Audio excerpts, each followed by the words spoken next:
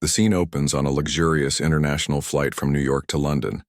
It's one of those fancy planes where everything feels just a little extra special. The seats are plush, the lighting is soft, and there's even a scent of lavender in the air. First-class passengers sip champagne while others flip through glossy magazines or scroll mindlessly on their phones. Among them are two young women, twin sisters, who couldn't be more excited about this trip. These twins, let's call them Maya and Ava, look like they stepped straight out of a travel magazine themselves. Both are dressed casually but stylishly, with oversized sunglasses tucked into their hair and matching tote bags slung over their shoulders. They've earned these first-class tickets fair and square, thanks to all the miles they racked up during their years as travel bloggers. Their Instagram feeds are filled with breathtaking sunsets, exotic foods, and candid shots of them laughing under foreign skies. This flight is just another chapter in their globe-trotting adventure book. As the plane levels off at cruising altitude, the twins settle into their seats. They're chatting animatedly, planning their itinerary for London. "We have to visit that rooftop cafe near Covent Garden," says Maya, her eyes sparkling with excitement. "And don't forget the street art tour," adds Ava, pulling up photos on her phone. The energy between them is contagious. Anyone listening would think they're heading to Disneyland instead of an overseas city. But then, something shifts. An airline attendant approaches their row, clipboard in hand. At first glance, she seems polite enough, offering a tight-lipped smile as she addresses the twins. But there's an undertone in her voice, a stiffness that makes both Maya and Ava pause mid-conversation. "Excuse me, ladies," the attendant begins, glancing briefly at their boarding passes before meeting their eyes. "There's been a slight issue with seating arrangements. We need you to relocate to economy class so we can accommodate another passenger." Maya blinks, caught off guard. "What? Why?" she asks, her tone laced with confusion. "It's protocol," the attendant replies quickly, almost too rehearsed. "This passenger has VIP status, and unfortunately, due to an oversight, his seat wasn't reserved properly." Ava leans forward slightly, her brow furrowing. "Wait, hold on. Are you saying we have to give up our seats because someone made a mistake?" Before the attendant can respond, a man appears behind her. He's tall, well-dressed, and clearly annoyed. His face is flushed red, and he's gripping the back of a nearby seat like it owes him money. "Look," he says, his voice sharp and impatient. "I paid top dollar for this ticket. I deserve to sit here." The tension in the cabin thickens instantly. Passengers who were previously engrossed in their books or movies now crane their necks to see what's going on. Some whisper behind cupped hands, others exchange knowing looks. The twins glance at each other, silently communicating their disbelief. "We didn't do anything wrong," Maya says firmly, turning back to the attendant. "We followed the rules. These are our assigned seats. If there was an error, it's not our fault." The man scoffs loudly, rolling his eyes. "Rules? Please. Do you know how much inconvenience this has caused me? Just move." "It's not that big of a deal." His dismissive tone hits a nerve. Ava crosses her arms, her expression hardening. "Actually, it is a big deal. You're asking us to give up something we rightfully earned. And honestly, your attitude isn't helping." The attendant tries to intervene, stepping between them. "Ladies, please understand. This is standard procedure when situations like this arise. We'll make sure you're comfortable in economy class." "Comfortable?" Maya interrupts, her voice rising slightly.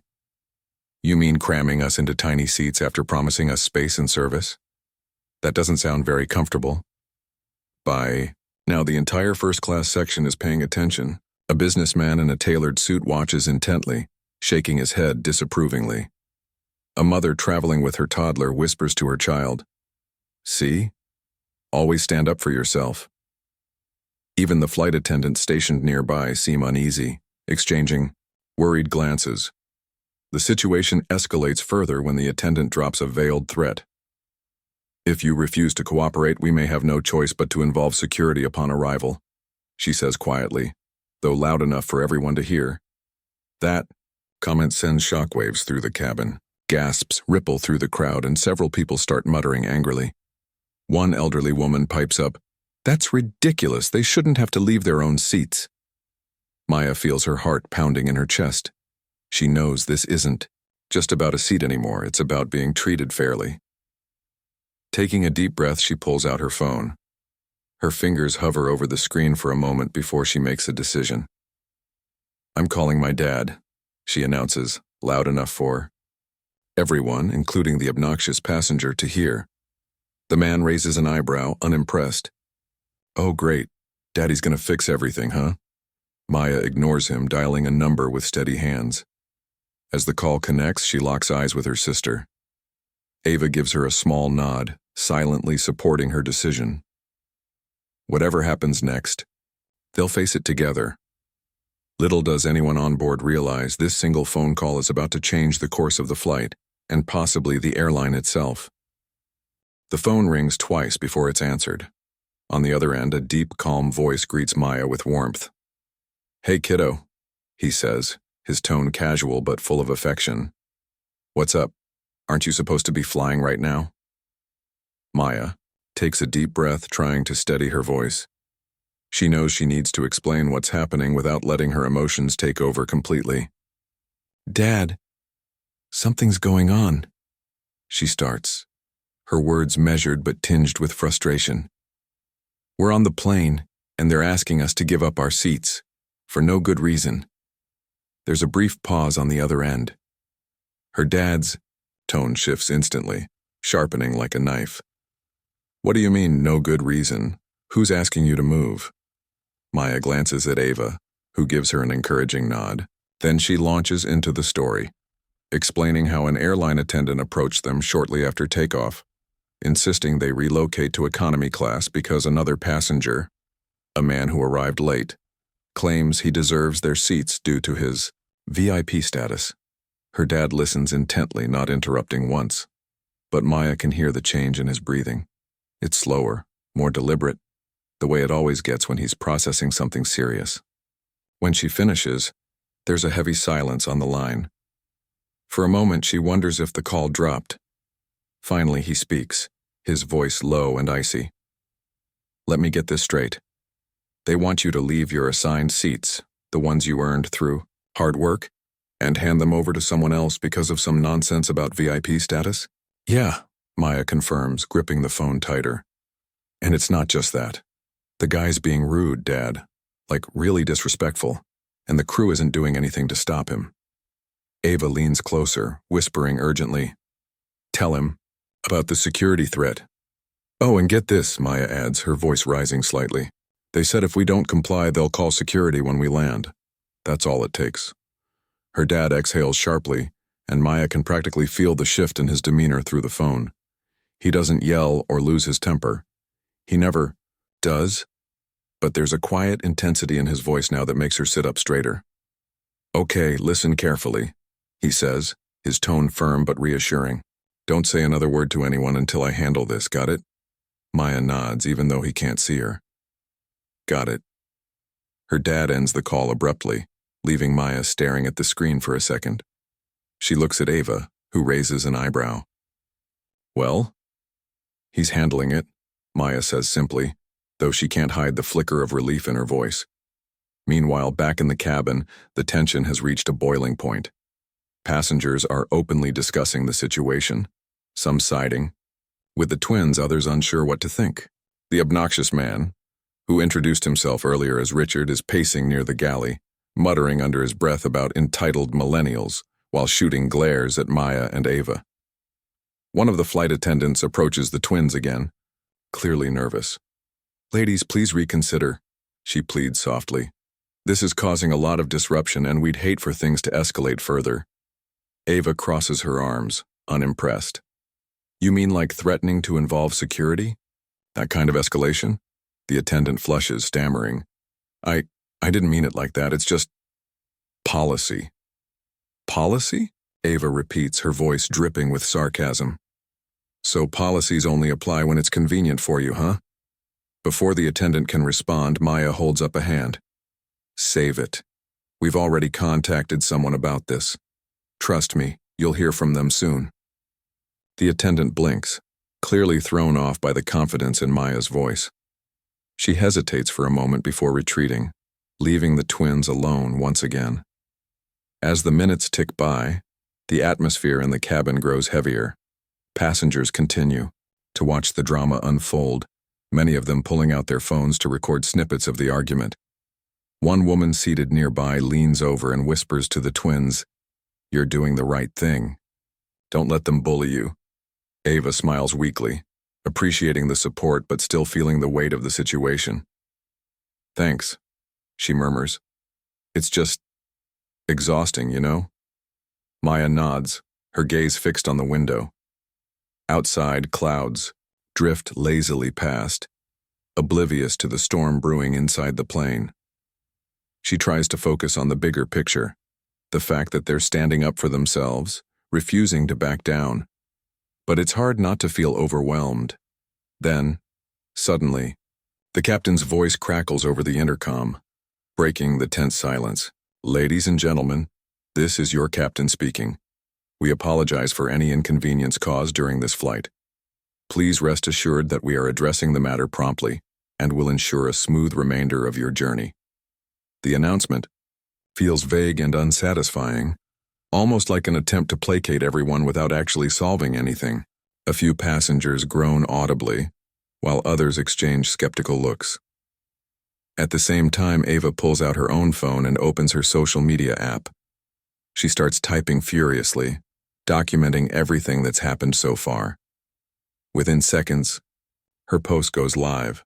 "Stuck on a flight where we're being asked to give up our first-class seats because someone thinks they're too important. Spoiler alert, we're not moving. Stay tuned for updates." She tags the airline's official account and hits send. Almost immediately, notifications begin flooding in, likes, comments, shares. People are chiming in from all over the world, expressing outrage and solidarity. Some commenters share similar stories of discrimination they've faced while traveling, while others rally behind the twins, cheering them on. "Wow," Ava says, scrolling through the responses. "People are really fired up about this." Maya leans over to look, her lips curving into a small smile despite herself. Guess we're not alone in this fight. But then, Ava has an idea. "Wait, let's live stream this. Show people exactly what's happening." Maya hesitates for a split second before nodding. "Yeah, let's do it." Ava taps the live stream button, holding the phone steady as she addresses the camera. "Hey everyone, if you've been following along, you know what's been going on. But now we're going to show you firsthand how ridiculous this situation is. Stick around, we'll keep you updated." Within moments, thousands of viewers tune in. Comments print faster than they can read them. "You go, girls. Stand your ground. This is disgusting. Airlines need to do better. I'm booking my next flight with a different company. Boycott this airline." Watching the live stream blow up, Maya feels a strange mix of empowerment and disbelief. Who knew this would blow up like this? Ava shrugs, keeping the camera steady. People care. Maybe this is exactly what needed to happen. Back on the ground, unbeknownst to the twins, their dad is making moves that will shake the airline to its core. He's already dialed the airline's executive office, demanding to speak directly to the CEO. His voice cuts through every excuse and evasion like a hot knife through butter. "This stops now," he says coldly. "If you don't resolve this immediately, I'll make sure the entire world knows exactly how your company treats its customers. And trust me, you won't like the consequences." On the plane, none of this is visible to the twins or the other passengers. All they know is that the standoff continues, the pressure mounting with each passing minute. What happens next will ripple far beyond the confines of this single flight, sparking conversations and controversies that reach far wider than anyone could have anticipated. As the live stream continues, the tension on the plane becomes almost unbearable. The camera wobbles slightly as Ava adjusts her grip, but she keeps it trained on the unfolding drama. Her voice is steady, though you can hear a hint of frustration creeping in. "Okay, so here's where we're at," she says to the thousands of viewers watching live. "We've been asked, no told, to give up our seats because this guy claims he deserves them more than we do. Never mind that these are our assigned seats. Never mind that we followed all the rules. Apparently being late and yelling louder makes you more important." The comment section explodes with reactions. Some people are furious, calling out the airline for its blatant bias. Others share their own stories of unfair treatment while traveling, creating a thread of solidarity that stretches far beyond this single flight. Meanwhile, the man causing all the trouble, Richard, is pacing near the front of the cabin, clearly growing agitated. He keeps glancing at the twins, muttering under his breath about entitled kids and making a scene. But now, thanks to Ava's livestream, every move he makes is being broadcast to an audience that isn't exactly on his side. One viewer types in the chat, "Zoom in on him." Ava hesitates for a moment, then pans the camera toward Richard. He notices immediately scowling when he realizes he's being recorded. "Turn that off, Indy," he snaps, pointing a finger at her. Maya steps in front of the phone, blocking his view. "Oh, sorry," she says sarcastically. "Were you expecting privacy after demanding we give up our seats?" This exchange sends another wave of cheers through the livestream chat. People are loving the way the twins are standing their ground, refusing to back down despite the mounting pressure. Back in the cockpit, the captain is getting updates from the crew about the growing chaos in the cabin. One of the attendants whispers urgently, "Sir, they're live streaming this. It's going viral online. There are already hashtags trending." The captain frowns, rubbing his temples. This is not how flights are supposed to go. Normally, his biggest concern is turbulence or a delayed landing. Now, he's dealing with what feels like a public relations disaster in real time. "Has headquarters said anything yet?" the captain asks, his voice tight with stress. The attendant shakes her head. "Not much, just that corporate is handling it, whatever that means."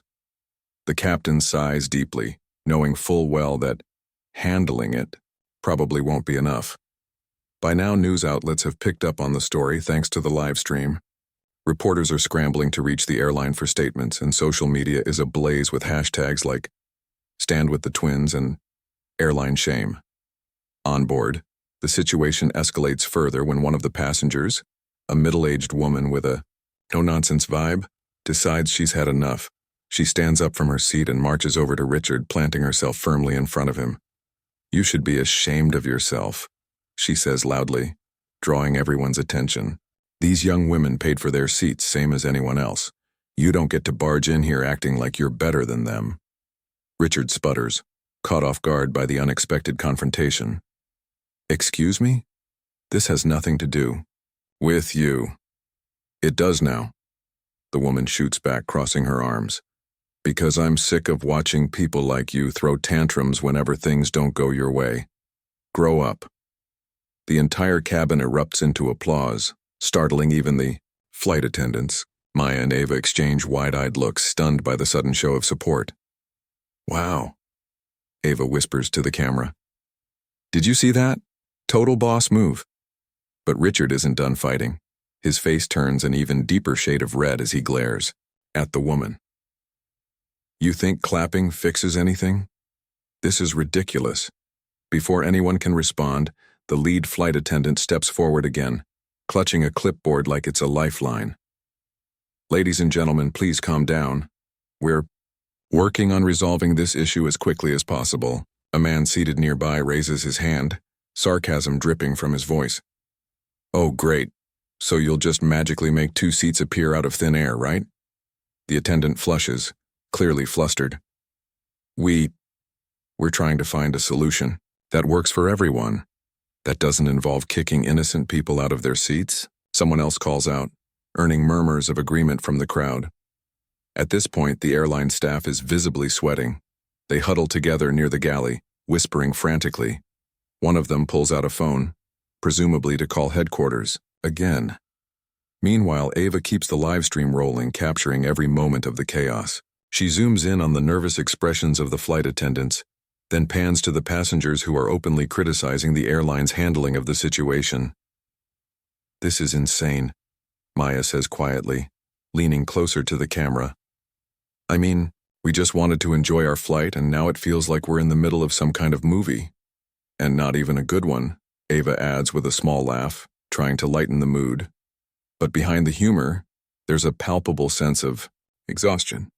Both sisters feel drained, not just from the argument itself, but from the weight of knowing that this isn't just about them. It's about every person who's ever been treated unfairly because of who they are or how they look. Suddenly, the intercom crackles to life again. The captain's voice fills the cabin, strained but determined. Attention, passengers. After careful consideration, we've decided to offer Mr. Harrington a seat in business class as a compromise. We hope this resolves the matter and allows us to continue our journey peacefully. The announcement lands like a bombshell. For a moment, there's complete silence as everyone processes what was just said. Then slowly the murmurs begin. Wait, so he gets upgraded? Someone asks incredulously. And what about the twins? Another passenger chimes in. Do they still get to keep their seats? The lead flight attendant steps forward once more, attempting to clarify. Yes, the young ladies will remain in their original seats. Mr. Harrington will be moved to business class. Richard lets out an exaggerated sigh, clearly unhappy with the arrangement but unwilling to push the issue further. He grabs his carry-on bag and storms off toward the business class section without another word. The cabin erupts into applause again, this time directed at the twins. Strangers pat them on the back, offering words of encouragement. You handled that amazingly, one man says with a smile. Don't let anyone tell you otherwise. Maya and Ava exchange grateful smiles, feeling a mix of relief and disbelief. They did it. They stood their ground and refused to back down, even when it felt like the whole world was against them. But the victory is bittersweet. As the initial rush of adrenaline fades, they realize this incident isn't really over. Not yet, because somewhere on the ground, their dad is pulling strings that will send shockwaves through the airline industry. And high above the clouds, the ripple effects of this flight are only beginning to spread. As the plane begins its descent into London, the mood on board shifts from tense to almost electric.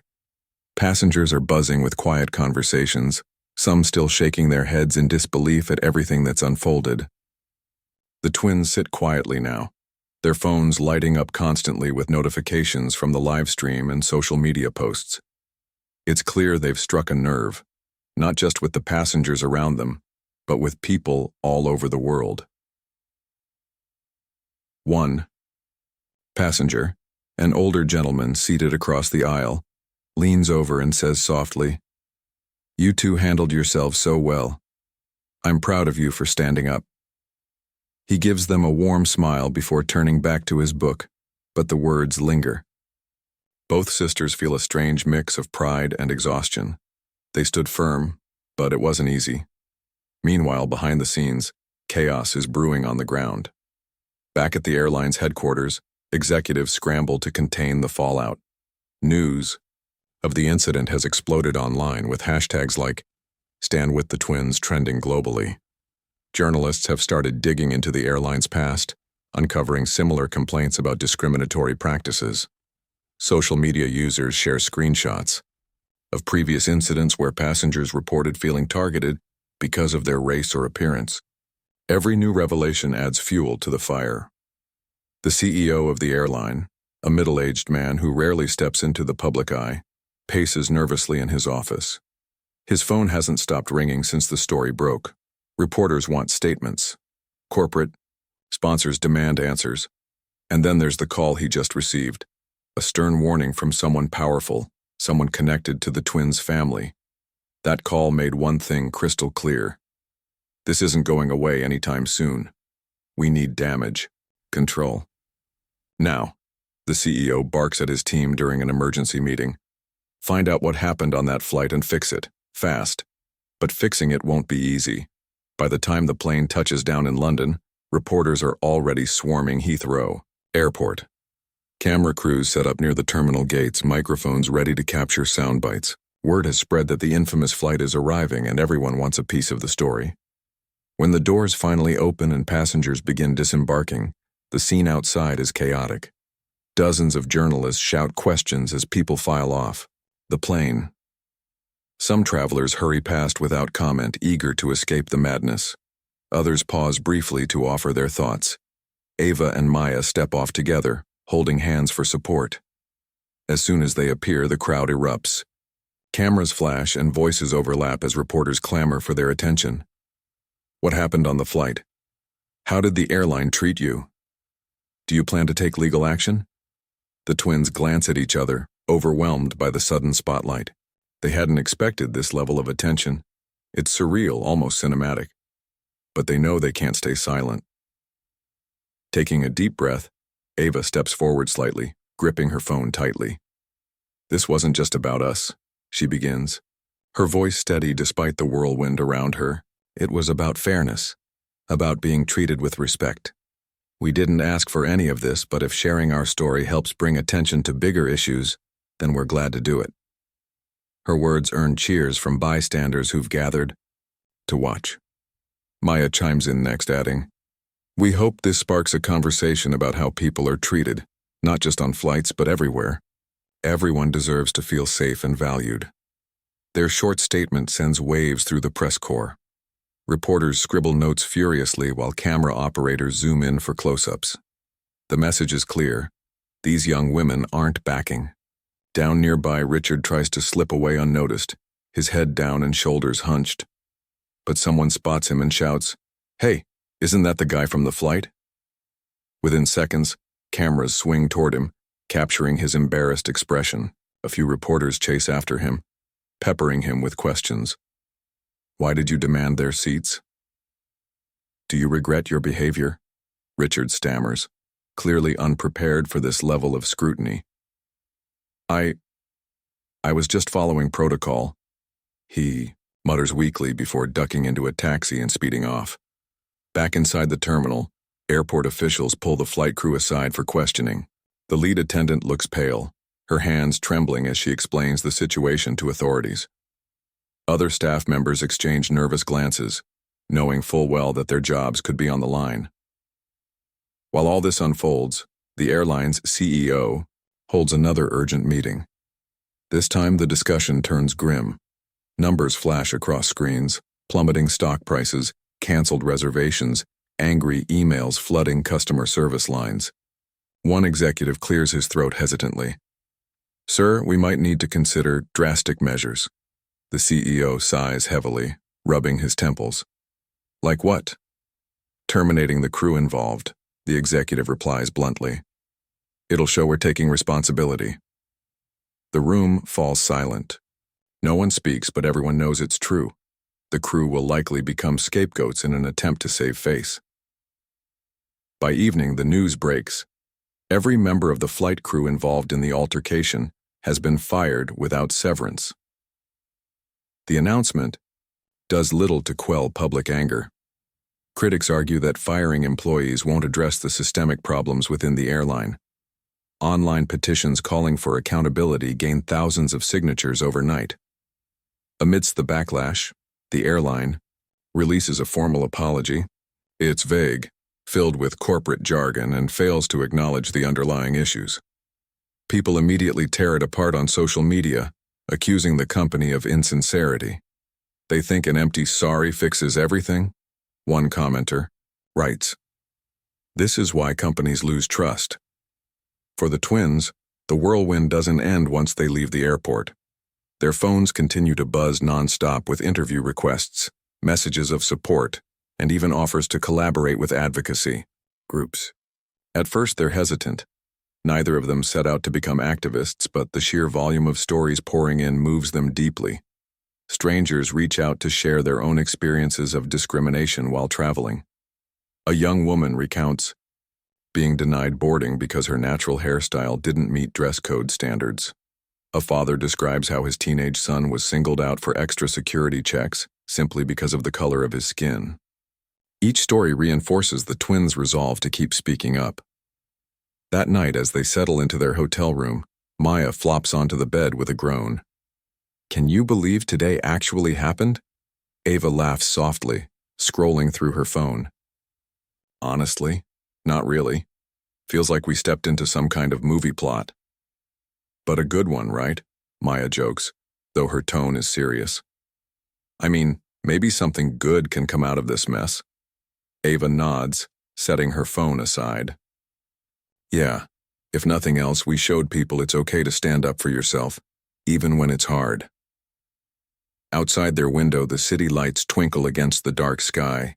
Somewhere below, Debates rage on about justice, equality, and accountability. For now, the twins allow themselves a moment of rest, but they know tomorrow will bring new challenges, new opportunities to make a difference. And deep down, they're ready. By the next morning, the story has taken on a life of its own. News outlets around the world are running headlines about the incident. Social media platforms are flooded with memes, opinion pieces, and heartfelt messages of support for the twins. People who've never met them feel connected to their struggle because it resonates so deeply. It's not just their fight. It's a reflection of countless battles against unfairness that many have faced in their own lives. The twins wake up, groggy but aware that they're smack in the middle of something much bigger than themselves. Maya rubs her eyes as she scrolls through her phone, reading article after article dissecting what happened on the flight. Some journalists praise their courage, while others speculate about whether the airline will survive the PR nightmare. One headline catches her attention. Can airlines afford to ignore discrimination anymore? Ava sits cross-legged on the bed, sipping coffee as she watches clips of interviews replaying online. She pauses when she sees footage of Richard giving a shaky apology outside his office building. He looks miserable, sweat glistening on his forehead as reporters shout questions at him. "I made a mistake," he stammers, avoiding eye contact with the cameras. "I let my frustration get the better of me. I regret how things unfolded." But no one seems convinced. Comment sections explode with skepticism. "Oh, now you regret it? Too little, too late." This guy thinks an apology erases years of entitled behavior. He only regrets getting caught. Ava shakes her head, muttering under her breath, "Some people never learn." Meanwhile, the airline is scrambling to dig itself out of the hole it created. Executives hold yet another emergency meeting, this time inviting legal advisors and PR experts. The mood in the room is grim. Numbers flash across screens again. Canceled flights, plummeting stock prices, outraged customers canceling loyalty memberships. One executive points out that major sponsors are pulling partnerships left and right. A luxury watch brand even issues a public statement saying, "We do not align ourselves with companies that tolerate discrimination." The CEO slams his fist on the table, visibly frustrated. "What more do they want from us? We fired the crew. We issued an apology." "It's not enough," replies a PR consultant bluntly. "People don't just want words or scapegoats, they want systemic change. They want proof that you're serious about addressing these issues." The room falls silent. Everyone knows he's right. Firing employees won't fix the deeper problems within the company. Customers aren't fooled by surface-level solutions anymore. They demand accountability and transparency. After hours of heated discussion, the airline announces sweeping reforms. They pledge to implement mandatory diversity training for all staff, hire independent auditors to review internal policies, and establish a hotline for passengers to report discriminatory behavior. They also promise to compensate the twins financially for the distress caused during the flight. But the damage is done. Passengers continue to boycott the airline, choosing competitors instead. Competitors seize the opportunity, rolling out campaigns highlighting their commitment to inclusivity and fairness. One rival airline even runs ads featuring slogans like, "Your seat is your right, not a privilege." Back in London, the twins try to process everything happening around them. Their dad calls early in the day, his voice calm but firm. "How are you holding up?" he asks, skipping pleasantries. "We're okay," Maya replies, glancing at Ava. "It's overwhelming, though. Feels like the whole world is watching." Her dad chuckles softly. "Well, maybe that's exactly what needs to happen. Sometimes the only way to spark real change is to shine a light where it hurts." Maya nods, even though he can't see her. "Yeah, but it's hard not to feel guilty. All those flight attendants lost their jobs because of us." "They didn't lose their jobs because of you," he corrects gently. "They lost their jobs because the system failed everyone, including them. Don't carry that guilt. Focus on what you can control." His words stay with her long after the call ends. Later that afternoon, the twins sit down together to draft a statement. They know they need to address the firings. It's the elephant in the room everyone keeps talking about. In the statement, They acknowledge the hardships faced by the fired, crew members emphasizing that their goal was never to ruin anyone's livelihood. Our intention was always to stand up for fairness and respect, they write. We hope the airline uses this moment to create lasting change rather than simply shifting blame onto individuals. The response is overwhelmingly positive. Supporters commend the twins for showing empathy, even in the face of adversity. It reinforces the idea that they're not interested in revenge. They're fighting for justice. As days pass, invitations start pouring in. Advocacy groups ask them to speak at events about combating discrimination in travel. Schools request virtual talks so students can hear their story. Even filmmakers reach out, pitching ideas for documentaries inspired by what happened. At first, the twins hesitate. Neither of them signed up for this level of visibility. They're bloggers, not activists. But as they read through the stories shared by strangers, stories of humiliation, fear, and resilience, they realize they can't turn away. This isn't just our fight anymore, Ava says one evening as they brainstorm responses to the offers. It's everyone's fight. If we say no, what message does that send? Maya sighs, leaning back in her chair. I guess we're doing this, huh? Ava grins. Looks like it. Their first speaking engagement takes place at a conference in Berlin. Standing on stage, looking out at a sea of faces, Maya feels nervous but determined. She grips the microphone tightly, her voice steady despite the butterflies in her stomach. When we boarded that flight, she begins, we had no idea it would lead us here. We weren't planning to make headlines or spark debates. All we wanted was to enjoy our trip. But sometimes life throws challenges at you that force you to grow, to step up. Ava picks up where Maya leaves off, her tone softer but equally powerful. We learned that standing up for yourself isn't just about winning an argument. It's about creating space for others to speak too. So many people reached out to share their stories with us, stories that reminded us why this matters. This isn't just about one flight or one airline. It's about making sure everyone feels safe and respected wherever they go. The audience erupts into applause, some people rising to their feet. Afterward, attendees line up to thank them personally, sharing hugs and tears. For the twins, it's both humbling and empowering. A reminder that their actions have ripple effects far beyond what they could have imagined. Back home, the airline struggles to recover. Despite their promises of reform, public trust remains fragile. Months later, they file for bankruptcy, unable to compete in an industry increasingly defined by values of inclusivity and accountability. Their assets are eventually acquired by a competitor known for ethical practices, signaling a shift toward greater responsibility in the travel sector. For the twins, life settles into a new rhythm. They continue traveling, documenting their journeys, with renewed purpose. Their blog evolves, focusing less on glamorous destinations and more on shining a light on inequality in the travel industry. They partner with organizations working to make air travel safer and more equitable for marginalized communities. One evening, as they sit together on a balcony overlooking the Thames, Maya raises her glass. To chaos turning into change, she says with a smile. Ava clinks her glass against Maya's, laughing softly. And to sticking together through all of it. Little do they know, their journey is far from over. But for now, they allow themselves a moment to breathe, to celebrate how far they've come and dream about the impact they'll continue to make. Months have passed since that fateful flight, and life for the twins has transformed in ways they never anticipated. What started as a personal battle against unfairness has grown into something much larger, a movement fueled by their courage and the countless stories of others who've faced similar struggles.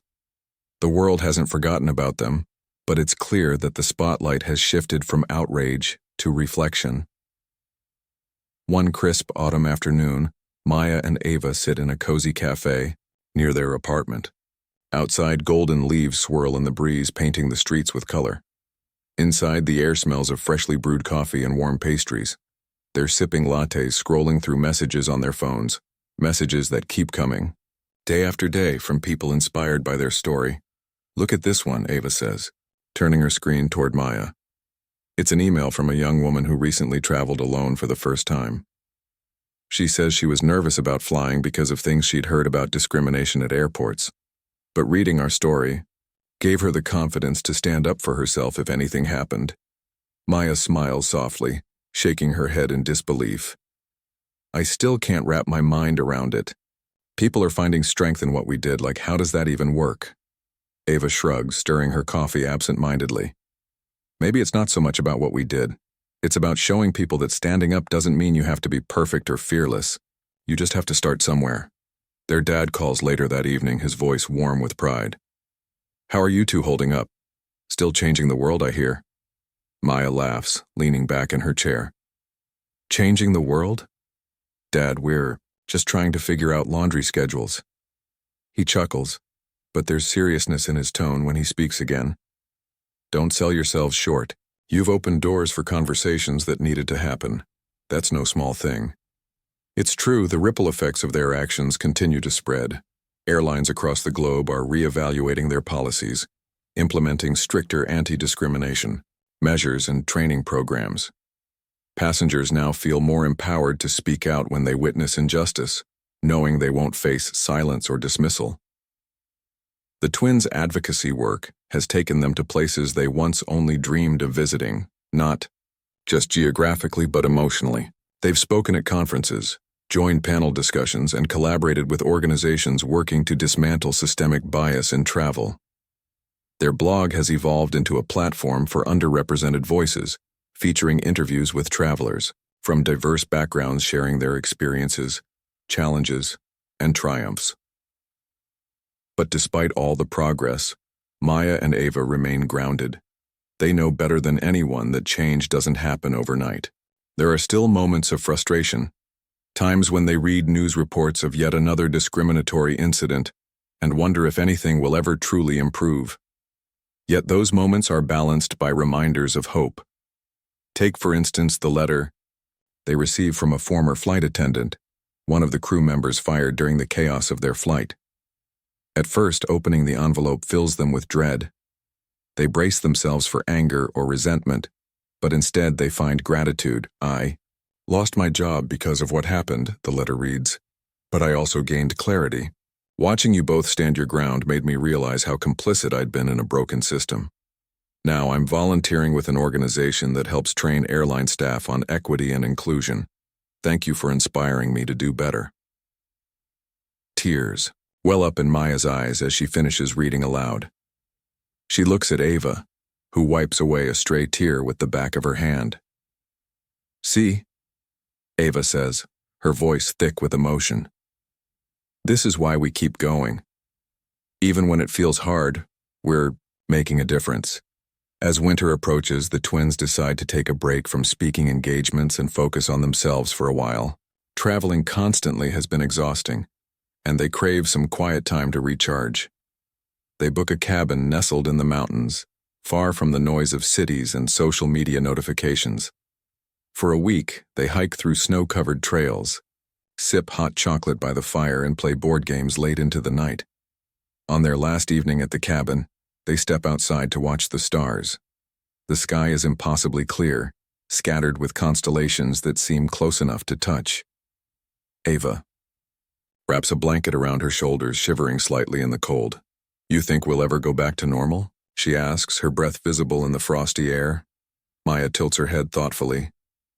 Do we want to? Normal didn't exactly serve us, or anyone else, very well. Ava nods slowly. Yeah, you're right. Maybe normal isn't the goal anymore. Maybe it's about creating something better. Back home, they ease back into their routines, balancing advocacy work with personal projects. Maya starts writing a book, a collection of essays about resilience, identity, and finding power in vulnerability. Ava launches a podcast where she interviews travelers, activists, and industry insiders about the future of equitable travel. Together, they dream up new ways to amplify marginalized voices, always remembering the lessons they've learned along the way. Meanwhile, the airline industry continues to evolve. New regulations emerge, holding companies accountable for discriminatory practices. Customers demand transparency, and brands respond by prioritizing inclusivity in everything from advertising campaigns to customer service protocols. Slowly but surely, the culture begins to shift. One evening, months later, the twins sit together on their couch, flipping through old photos from their travels. They pause at a picture of themselves mid-flight, grinning at the camera with clouds visible through the window behind them. "Remember when flying used to be fun?" Ava teases, nudging Maya playfully. Maya rolls her eyes, laughing. "Oh, sure. Fun until someone tries to kick you out of your seat." They laugh together, the sound filling the room.